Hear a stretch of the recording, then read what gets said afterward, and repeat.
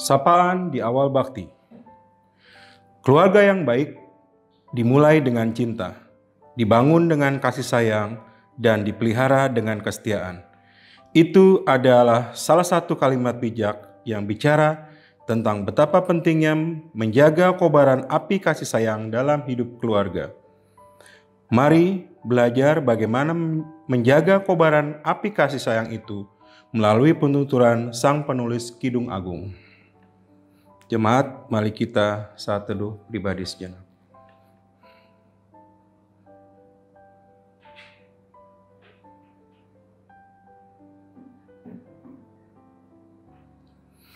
Jemaat, Tuhan, mari kita berdiri, kita naikkan kidung pujian, memuliakan nama Tuhan di awal persekutuan kita dengan menyanyi dari Kidung Jemaat 13, Allah Bapa Tuhan.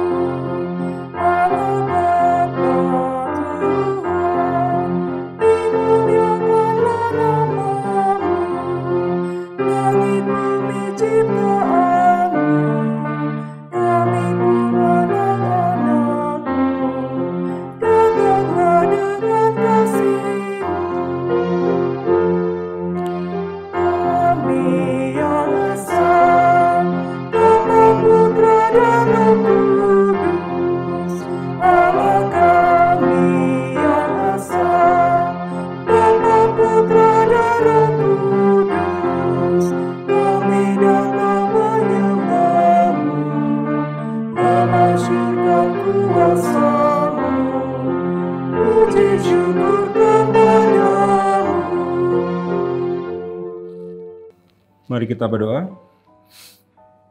Allah Bapa di surga, kembali pada malam hari ini Bapa, kami umat-Mu Bapa, jemaat di GPB Pancoran Rahmat, kami bersama-sama berkumpul kembali Bapa dalam ibadah online pada malam hari ini, dalam ibadah persekutuan keluarga gabungan ya Bapa.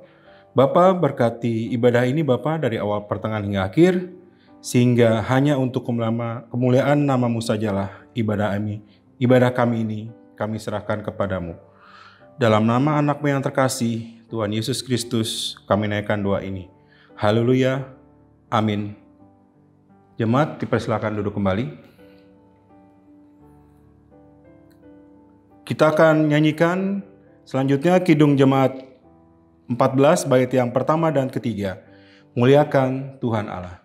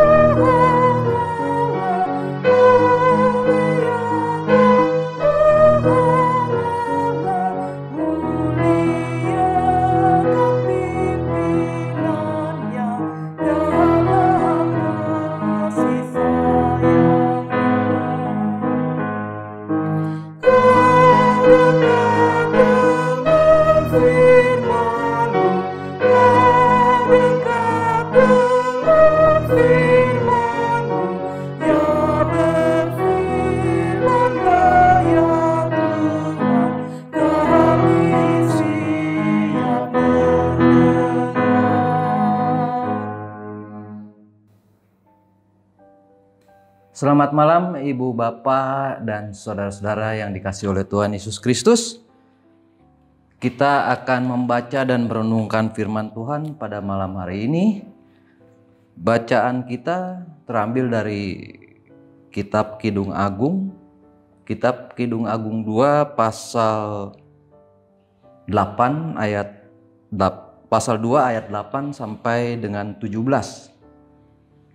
Kidung Agung 2 ayat 8 sampai 17. Untuk itu mari kita berdoa memohon tuntunan Roh Kudus sebelum kita membaca firman Tuhan. Kita berdoa.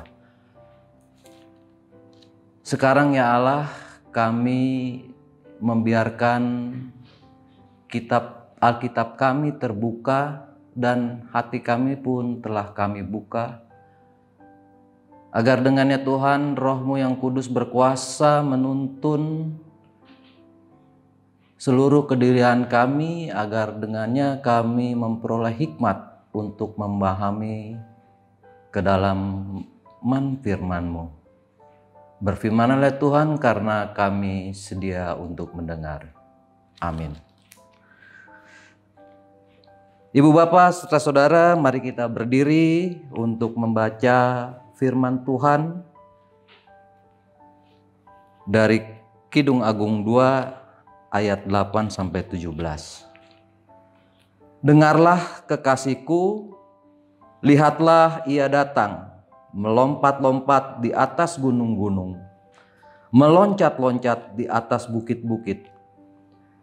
Kekasihku serupa kijang atau anak rusa. Lihatlah, ia berdiri di balik dinding kita, sambil menengok-nengok melalui tingkap-tingkap dan melihat dari kisi-kisi. Kekasihku mulai berbicara kepadaku, bangunlah manisku, jelitaku, marilah. Karena lihatlah, musim dingin telah lewat, hujan telah berhenti dan sudah berlalu.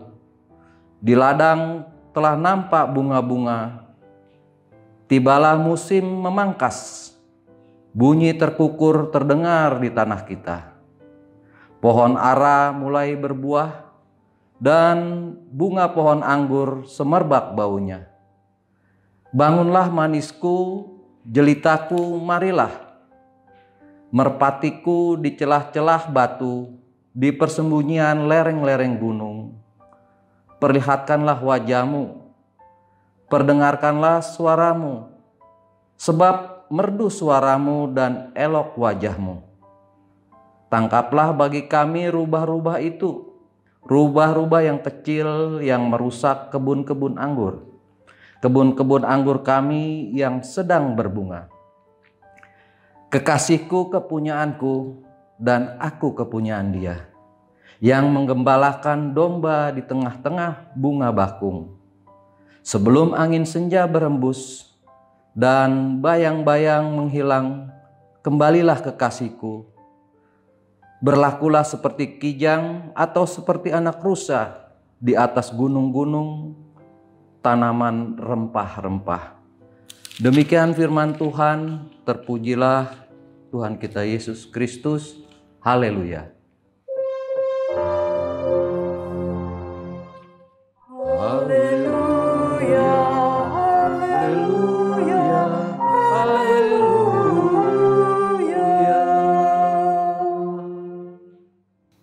Ibu bapak serta saudara-saudara yang dikasihi oleh Tuhan Yesus Kristus, di dalam Alkitab ada 3 kitab yang menurut tradisi dianggap sebagai warisan Raja Salomo, yaitu Amsal, Kidung Agung, dan Pengkhotbah. Kalau kita perhatikan baik-baik, 3 kitab ini masing-masing punya sifat serta karakter yang amat berbeda dengan ciri khasnya masing-masing.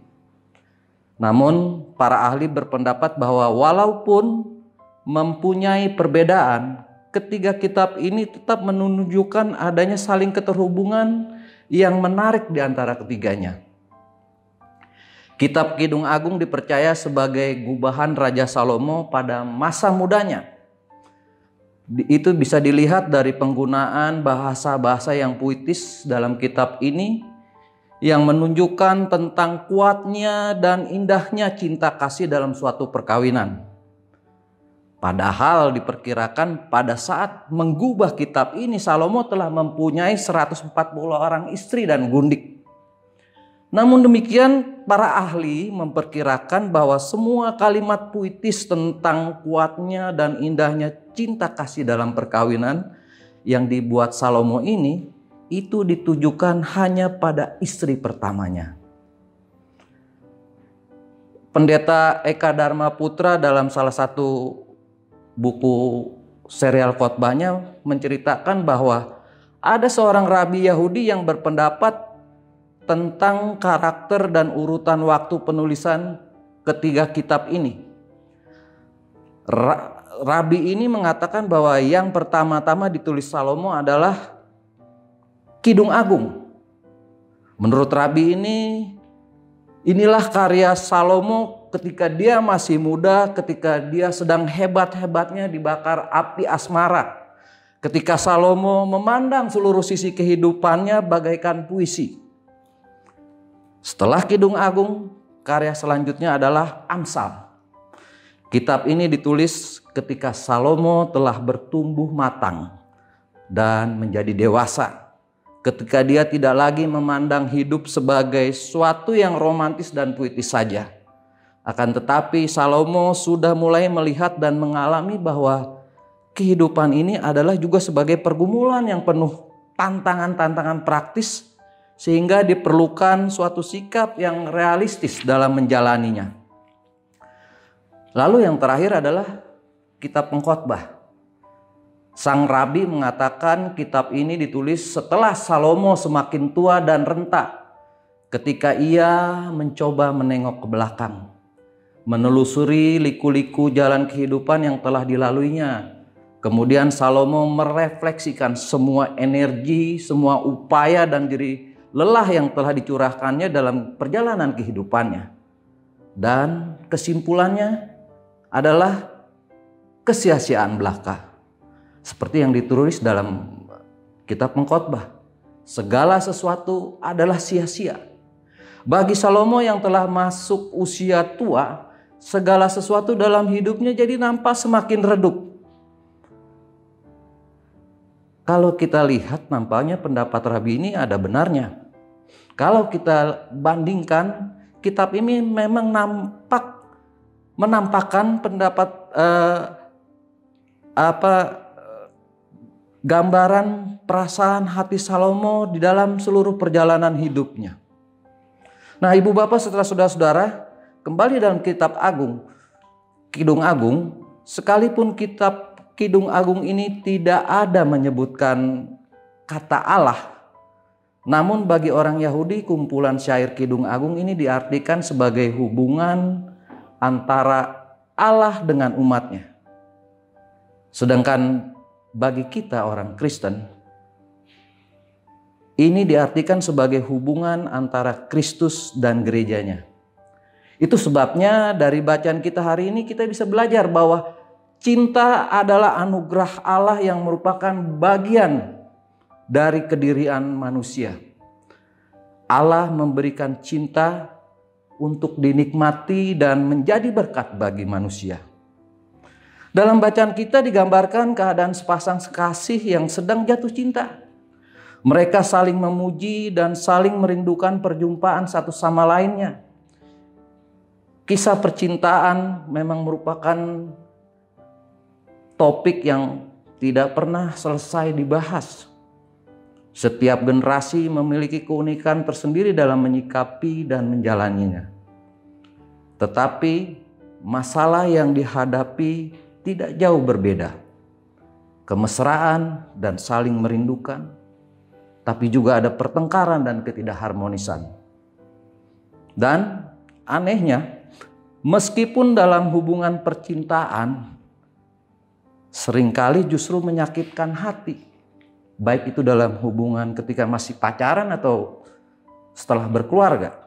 Tetapi ternyata pengalaman ini tidak menyurutkan manusia untuk tetap hidup di dalamnya, untuk tetap hidup di dalam hubungan percintaan. Nah, Ibu Bapak serta saudara-saudara, dari firman bacaan kita hari ini kita melihat sepasang kasih sedang saling memuji. Mereka sedang dalam kebahagiaan yang tidak bisa terkatakan. Digambarkan situasi saat itu musim hujan dan musim dingin sudah berlalu. Dan musim semi yang sudah dimulai. Ditandai dengan pohon ara yang mulai berbuah dan bunga pohon anggur yang semerbak baunya. Sangat romantis dan puitis. Namun kalau kita perhatikan dalam bacaan kita tadi ada sebuah ayat yang unik yang tiba-tiba muncul di tengah-tengah rangkaian ayat yang indah yang menggambarkan kemesraan dan kebahagiaan sebuah hubungan. Di tengah-tengah ayat yang sambung menyambung dengan puitis dan manis, tiba-tiba ada ayat yang berbunyi, tangkaplah bagi kami rubah-rubah itu. Rubah-rubah yang kecil yang merusak kebun-kebun anggur. Kebun anggur kami yang sedang berbunga. Nah, apa yang digambarkan ayat ini jelas hendak mengatakan kepada kita bahwa ketika kita tengah membangun suatu relasi dan ketika kita berada dalam hubungan yang mesra, ketika kita berada dalam hubungan yang erat, hubungan yang baik-baik saja, kita tidak boleh mengabaikan hal-hal kecil yang bisa muncul setiap saat. Apa yang kecil di mata kita biasanya justru akan merusak semua yang telah kita bangun dengan susah payah. Karena nilai setitik rusak susu sebelanga, begitu kata pepatah. Dalam kehidupan bergereja dan kehidupan berumah tangga, seringkali juga kita tidak menyadari adanya rubah-rubah kecil yang berkeliaran, yang suka sekali merusak hasil panenan. Yaitu persoalan-persoalan kecil yang seringkali dianggap remeh-temeh atau sepele. Tapi kalau kita biarkan, itu dapat merusak kehidupan rumah tangga atau juga kehidupan pelayanan dalam gereja. Perselisihan, suka menghakimi, bergosip yang sering sekali terjadi di tengah-tengah kehidupan jemaat atau dalam kehidupan keluarga, jika kita tidak segera bereskan, akan berdampak buruk bagi pekerjaan pelayanan di jemaat atau juga mengancam keutuhan keluarga. Dalam membangun kehidupan keluarga yang harus diingat adalah bukan hanya sekedar berani jatuh cinta, tapi juga harus berani bangun dari jatuh cinta. Berusaha membangun dan menghidupkan serta menjaga cinta setiap hari. Jatuh cinta itu gampang, tapi untuk membangun cinta jelas membutuhkan perjuangan dari kedua orang yang telah bersepakat untuk membangun sebuah rumah tangga. Di ayat 16 dikatakan, kekasihku kepunyaanku dan aku kepunyaan dia. Ini berarti apa? Harus ada komitmen, rasa saling memiliki yang berarti mengakui bahwa diri kita ini tidak selalu hanya berbicara tentang kepentingan kita diri sendiri, tapi juga memperhatikan kepentingan pasangan kita. Karena diri kita ini sudah dimiliki oleh pasangan kita. Jadi sudah seharusnya kesusahan, kesedihan pasangan kita harus juga menjadi kesusahan dan kesedihan diri kita sendiri. Harus ada komitmen dan kesetiaan. Karena perjalanan kehidupan berkeluarga itu tidak singkat dan tidak mudah. Komitmen kita akan diuji oleh persoalan-persoalan yang akan kita hadapi di sepanjang perjalanan kehidupan rumah tangga. Dan kesetiaan-kesetiaan kita akan ditunjukkan seiring dengan berjalannya waktu. Perasaan sakit hati, kepahitan, kebencian dan bahkan dendam atau rasa yang tidak mau mengampuni yang tersimpan di dalam hati, itu juga bisa menjadi rubah-rubah kecil dalam kehidupan kita secara pribadi yang siap menggerogoti hati kita, di mana lama-kelamaan akan mengganggu kesehatan kita, dan pada akhirnya perasaan-perasaan itu akan merusak hubungan pribadi kita dengan Tuhan.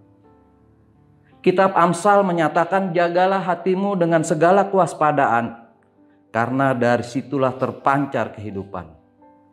Bila hati kita jaga dengan sikap iman yang benar, maka akan menghasilkan gairah hidup dan sukacita yang berasal dari Tuhan. Ibu bapak serta saudara-saudara, perasaan cinta, gairah hidup dan sukacita adalah perasaan yang menyatu dalam diri manusia, yang adalah anugerah dari Tuhan. Namun hidup yang bermakna dan berlimpah sukacita itu baru akan bertahan abadi dalam diri kita apabila kita merawatnya dengan semangat iman. Semangat iman yang senantiasa mengalami proses pertumbuhan ke arah yang semakin matang untuk mencapai tingkat kedewasaan iman. Sehingga pada gilirannya kita mencapai tingkat yang seperti dikatakan dalam surat Yakobus 1 ayat 18. Menjadi anak sulung di antara semua ciptaannya. Proses pertumbuhan rohani seseorang itu harus dimulai dari dalam dirinya. Baru kemudian terpancar keluar. Bukan sebaliknya.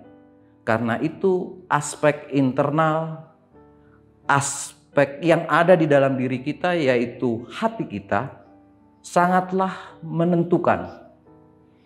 Tuhan Yesus berkata, apa yang keluar dari seseorang, itulah yang menajiskannya. Sebab dari dalam, dari hati orang, timbullah segala pikiran jahat. Ibu bapak serta saudara-saudara yang dikasihi Tuhan, dengan belajar dari firman bacaan kita hari ini, marilah kita berupaya untuk membangun hidup yang dipenuhi oleh perasaan cinta, oleh gairah kehidupan dan sukacita di dalam iman, dengan selalu berusaha menjaga hati kita, pikiran kita dan perkataan kita, agar tercipta keharmonisan dan keintiman hubungan kita dengan pasangan kita di tengah-tengah keluarga, dengan sesama warga jemaat di tengah-tengah persekutuan jemaat, dan juga yang terutama agar kita mampu membangun hubungan pribadi kita yang erat dengan Tuhan, sehingga damai sejahtera Tuhan benar-benar ada dan dapat kita rasakan dalam kehidupan kita ini. Amin. Kita naikkan pujian dari Kidung Jemaat 318, bait yang pertama sebagai respon terhadap pemberitaan firman Tuhan. Berbahagia tiap rumah tangga.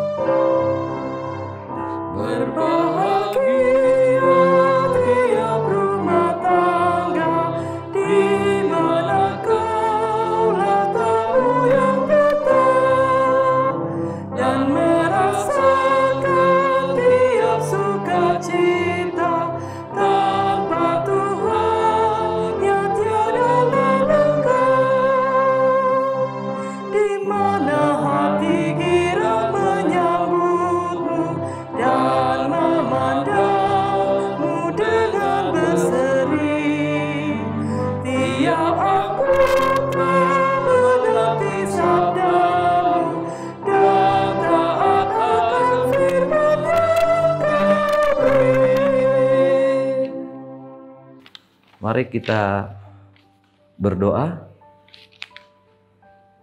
Terima kasih ya Tuhan kalau melalui firman-Mu yang telah kami baca dan renungkan bersama, kami semua boleh diingatkan untuk memelihara hati dan pikiran kami dengan hati yang dipenuhi oleh rasa kecintaan, rasa menghargai setiap pasangan kami maupun juga setiap orang yang berada di sekitar kami, agar dengannya Tuhan kegairahan hidup kami itu dapat kami pancarkan melalui sikap dan perbuatan yang selalu mendatangkan kesukacitaan bagi setiap orang yang merasakan kehadiran diri kami, agar sikap kami boleh mendatangkan damai sejahtera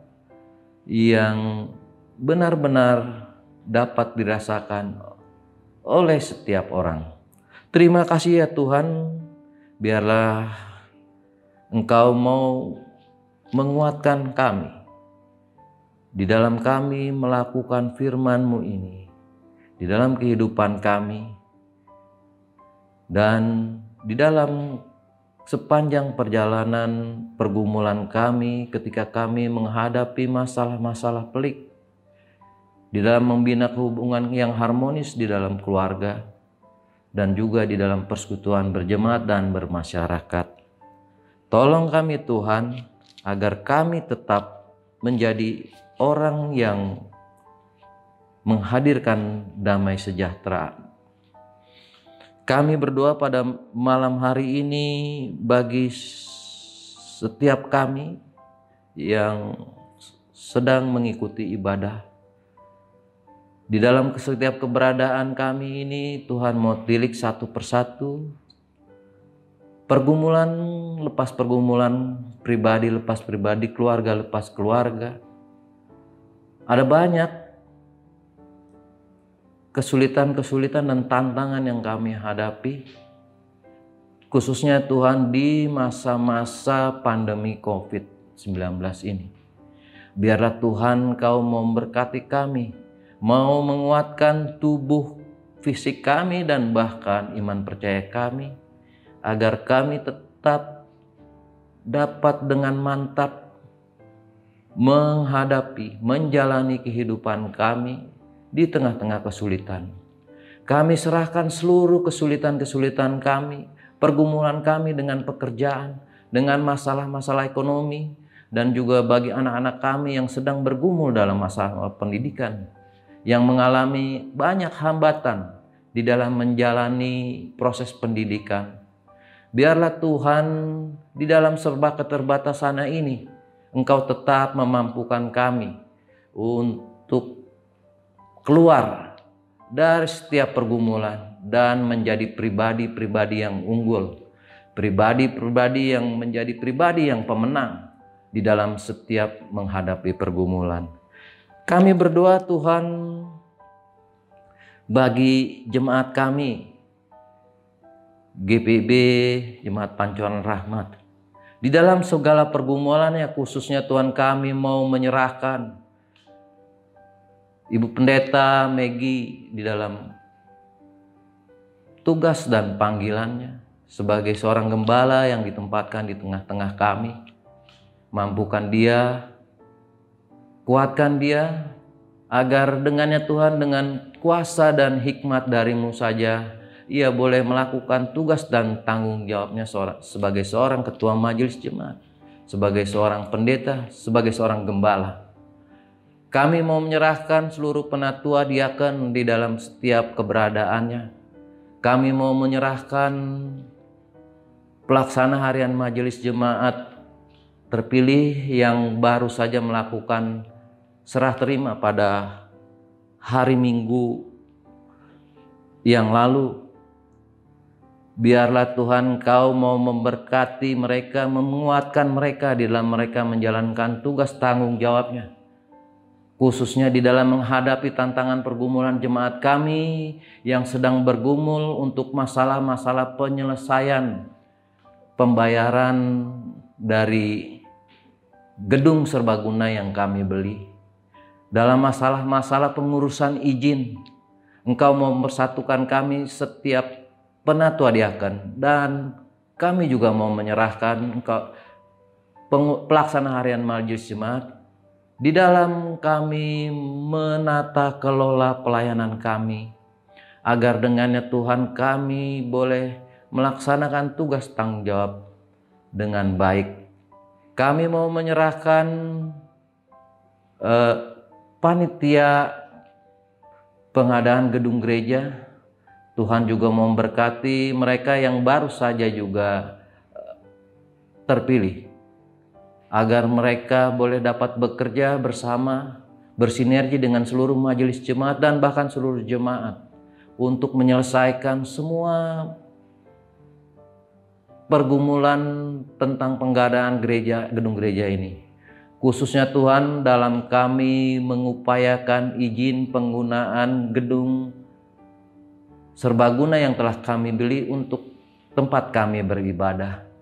Engkau mau memberkati, Engkau mau mengurapi dan menjamah setiap hati, setiap warga jemaat, dan bahkan setiap orang-orang percaya yang berada di lingkungan kami, agar mereka dapat mendukung perolehan tanda tangan sebagai warga, maupun juga setiap warga masyarakat yang berada di sekitar kami yang akan mendukung bagi izin gereja kami.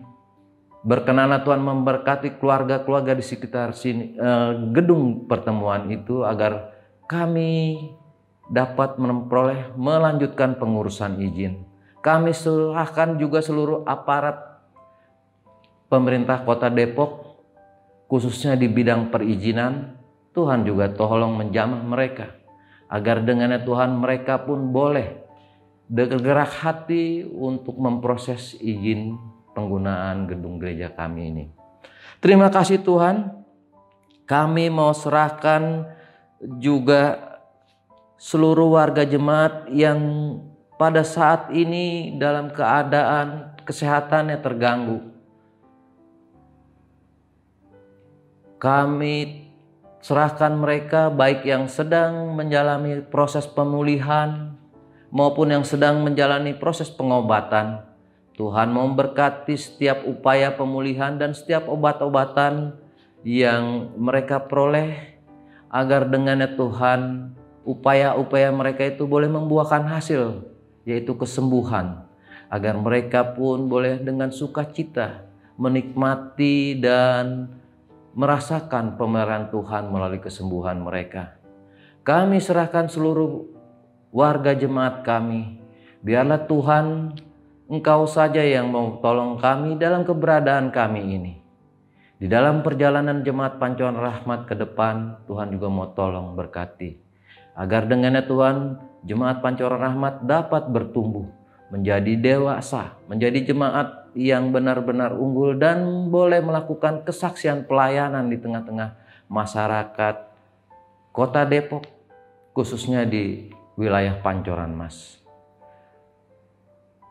Terima kasih Tuhan, ada banyak pergumulan yang kami hadapi, ada banyak keinginan, tapi kami yakin dan percaya Tuhan Allah adalah Allah yang maha mengetahui, Allah yang lebih mengetahui kedirian kami masing-masing. Oleh sebab itu, kami serahkan doa ini hanya di dalam nama Tuhan Yesus Kristus yang telah mengajar kami berdoa. Bapa kami yang di sorga, dikuduskanlah namamu, datanglah kerajaanmu, jadilah kehendak-Mu di bumi seperti di sorga. Berikanlah kami pada hari ini makanan kami yang secukupnya, dan ampunilah kami akan kesalahan kami, seperti kami juga telah mengampuni orang yang bersalah pada kami. Dan janganlah membawa kami ke dalam pencobaan, tapi lepaskanlah kami daripada yang jahat.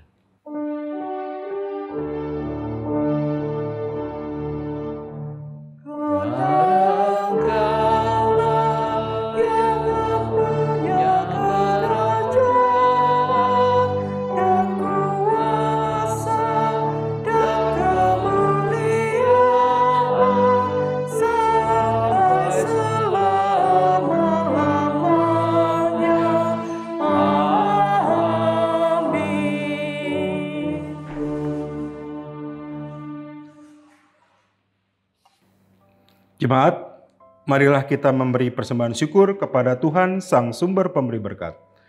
Ingatlah akan firman Tuhan yang mengatakan, "Tetapi aku dengan ucapan syukur akan kupersembahkan korban kepadamu. Apa yang kunazarkan akan kubayar. Keselamatan adalah dari Tuhan." Tuhan memberkati saudara dan persembahan saudara.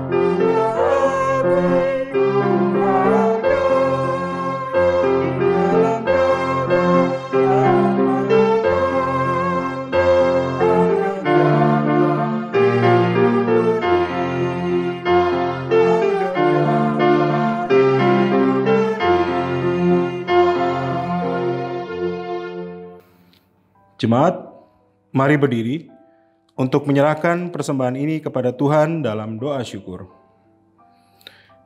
Ya Tuhan, terimalah persembahan syukur kami, yaitu dari jemaat yang telah Engkau selamatkan. Jadikanlah persembahan syukur kami ini sebagai berkat bagi sesama dan bagi pembangunan tubuh Kristus. Amin.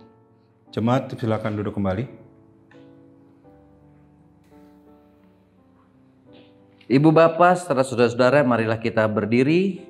Kita akan mengakhiri pertemuan ibadah kita untuk menjadi pelaku firman yang mempraktekkan cinta kasih dan kegairahan hidup beriman dalam setiap kehadiran kita. Kita nyanyikan Kidung Jemaat 318 bait yang kedua, berbahagia tiap rumah tangga.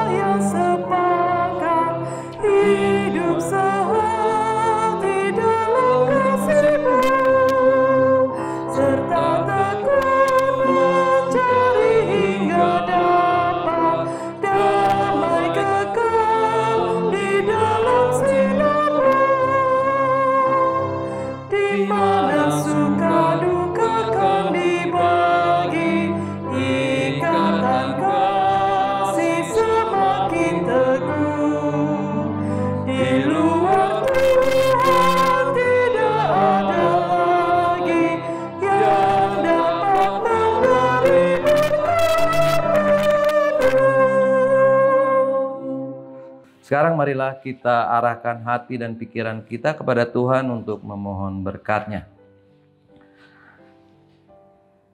Tuhan memberkati engkau dan melindungi engkau.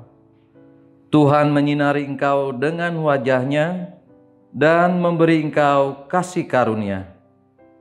Tuhan menghadapkan wajah-Nya kepadamu dan memberi engkau damai sejahtera.